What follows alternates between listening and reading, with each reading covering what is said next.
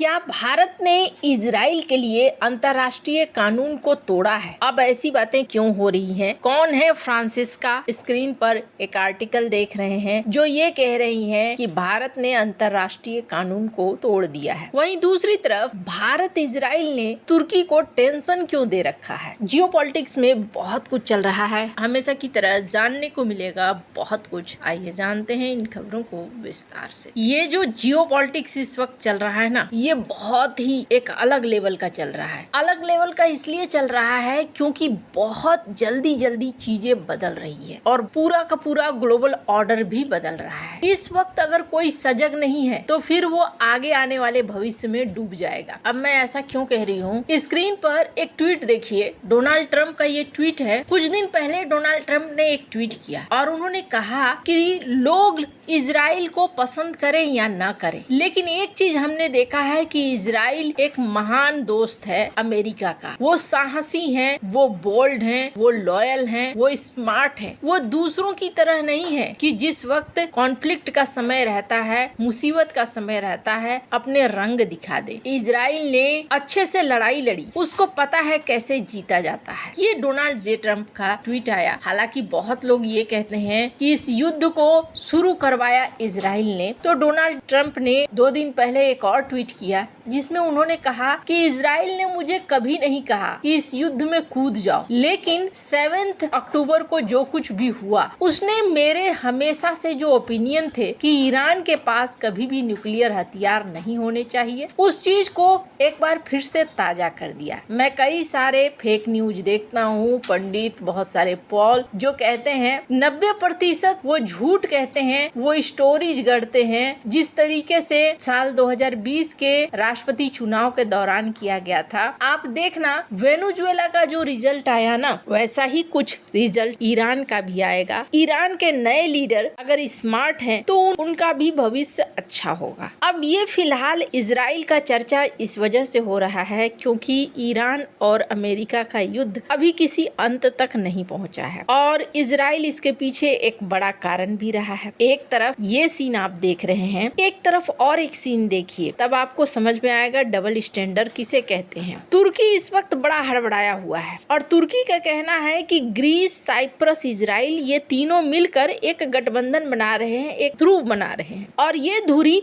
हमारे लिए खराब है। तुर्की तो यहाँ तक मानता है कि जल्द ही इजराइल के साथ उसके पंगे हो सकते हैं, उसके झगड़े हो सकते हैं। साइप्रस के ऊपर इन्होंने इल्जाम लगाना शुरू कर दिया कि तुम एंटी मुस्लिम अलायंस बना रहे हो इजराइल के साथ मिलकर और ये अलायंस हमारे खिलाफ काम करेगा। तुर्की के फॉरेन मिनिस्टर ने इजराइल को एक ऐसा गवर्नमेंट बताया जो लोगों को तोड़ता है, फंडामेंटलिस्ट है और दुनिया का सबसे बड़ा प्रॉब्लम है इजराइल। अब ये तुर्की इतना क्यों बौखला रहा है तो इसके पीछे कारण समझिए। तुर्की क्या अलायंस नहीं बना रहा है? अंटालिया में एक बैठक हुई जिसमें एक अलायंस देखने को मिला। ये तुर्की के, पाकिस्तान के, सऊदी के, इजिप्ट के लोग आपस में मिल रहे हैं। एक क्वाड का गठन हो रहा है। तुर्की यहाँ तक चाह रहा है कि रूस और चाइना के साथ उसके गठबंधन बन जाए ताकि एक मजबूत साथी मिल जाए। तुर्की के साथ सीन ऐसा है कि तुर्की थाली का बैगन रहा है। उसे जहाँ से मदद मिली है और जहाँ से उसे लगा है कि मैं इसके साथ अगर शामिल हो जाऊंगा तो मैं ताकतवर हो जाऊंगा, वैसा उसने किया है। अमेरिका के साथ उसे लगा कि अमेरिका के साथ अगर मैं सट कर रहूंगा तो मुझे ताकत मिलेगी, तो वो नाटो में शामिल हो गया। नाटो में शामिल होने के बाद F-35 प्रोग्राम को भी हासिल कर लिया। फिर उसके मन में लालच जगी कि चलो S-400 भी ले लेते हैं, रूस के करीब हो जाते हैं। रूस के करीब होने गया तो F-35 से अमेरिका ने निकाल कर बाहर फेंक दिया। तुर्की के साथ ऐसा है कि तुर्की अकेले नहीं बल्कि एक गठबंधन के साथ आना चाहता है। और तुर्की की प्लानिंग आप किन देशों के खिलाफ देखेंगे? तुर्की की ज्यादातर planning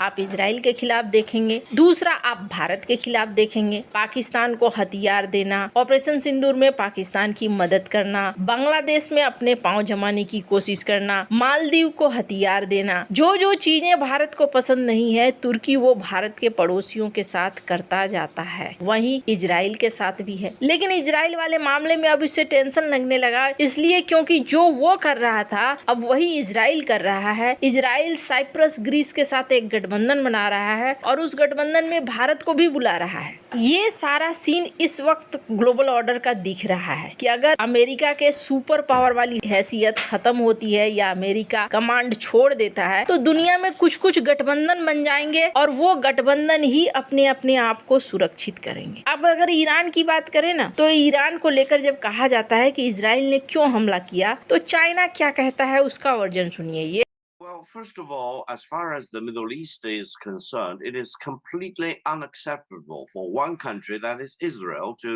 have developed the nuclear weapons and sometimes to declare their intention to use nuclear weapons, and at the same time to deny another country, which is ये हैं विक्टर गाओ, जो कि चाइना के बड़े एक्सपर्ट हैं। उनका कहना है कि उन्होंने हमला किया तेल के लिए, जबकि इजराइल क्या कहता है, हो सकता है अमेरिका की मंशा तेल हो क्योंकि तेल से चाइना को कंट्रोल किया जा सकता है, लेकिन इजराइल की मंशा क्या है? इजराइल जानता है कि ईरान के बिछाए गए जाल उसके आसपास हैं जो उसे परेशान करते रहते हैं। किसी दिन अगर ईरान के पास ताकत आ गई तो वो उसके लिए बहुत बड़ा खतरा बनेगा। यही वजह है कि इजराइल यहाँ अपने अस्तित्व को बचाने के लिए आने वाले खतरे को पहले ही समाप्त करने की कोशिश करता है। अब इन सब के बीच में भारत का नाम कैसे घसीट कर आ गया? स्क्रीन पर आप जिन्हें देख रहे हैं ये फिलिस्तीन की यूएन में एम्बेसडर हैं, खास दूत हैं। ये फ्रांसिस्का अल्बनीज इटली से हैं। वैसे तो इन्होंने गाजा के मुद्दे को लेकर बात की, एक इंटरव्यू दिया और इस इंटरव्यू में फ्रांसिस्का ने कहा कि देखो, हमने तो अपने देश में दबाव डाला, हमारे नागरिकों ने दबाव डाला, जिसकी वजह से इटली ने गाजा के सपोर्ट में बात करी, फिलिस्तीन के सपोर्ट में बात करी, इजराइल के खिलाफ काम किया। अभी इटली ने क्या किया है? इजराइल को हथियार देना बंद कर दिया है। अब ये भारत से क्या चाहती हैं? इनका कहना है कि भारत ने इजराइल की मदद की है, भारत और इजराइल के बीच में अच्छे संबंध हैं, ये एक अंतर्राष्ट्रीय कानून का उल्लंघन है, भारत को इजराइल का साथ नहीं देना चाहिए, इजराइल की मदद नहीं करनी चाहिए। खैर, फ्रांसिस्का का अपना